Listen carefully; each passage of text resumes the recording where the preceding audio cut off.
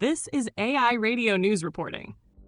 Donald Trump announced Thursday that Robert F. Kennedy Jr. would be his nominee to lead the Department of Health and Human Services, HHS, signaling a potentially radical transformation of the nation's healthcare system. Kennedy, known for his controversial views on public health and science, has been a vocal critic of vaccines, pharmaceutical companies, and long-standing health policies. His nomination follows Trump's campaign pledge to let Kennedy go wild on health.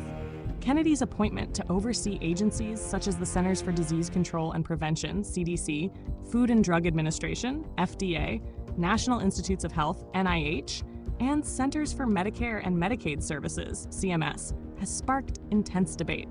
A staunch opponent of vaccines, Kennedy leads the anti-vaccine group Children's Health Defense, which has fueled vaccine hesitancy globally. His involvement with a Samoan anti-vaccine movement contributed to a 2019 measles epidemic that killed 83 people, mostly children.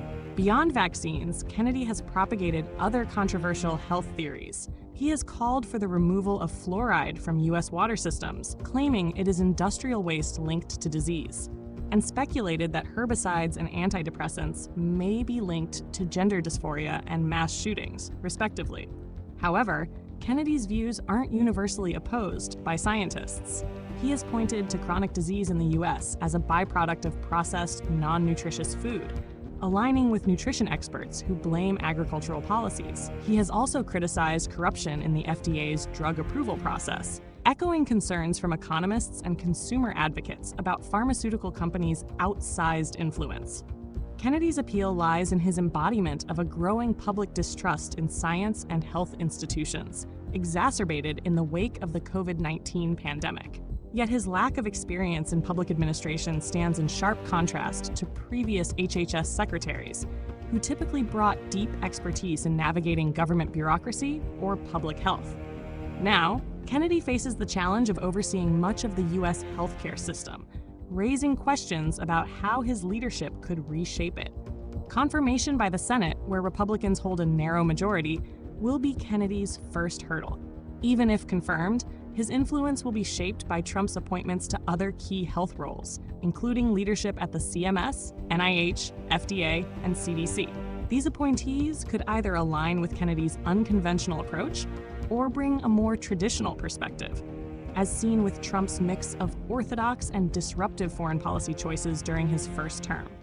Kennedy's nomination represents a watershed moment for U.S. health policy, with the potential for sweeping changes under the Make America Healthy Again agenda. If confirmed, Kennedy could have significant discretion over health agency budgets and policy directions, especially with support from a Republican-controlled Congress. However, attempts to purge career civil servants from health agencies could lead to a loss of institutional knowledge at critical agencies like the CDC and FDA, potentially destabilizing public health systems. This nomination sets the stage for a contentious confirmation process and an uncertain future for American healthcare. Whether Kennedy's tenure would result in meaningful reform or significant setbacks will depend on Senate approval, Trump's additional appointments, and the broader checks and balances of the judiciary and legislature. Stay tuned for more breaking news and subscribe.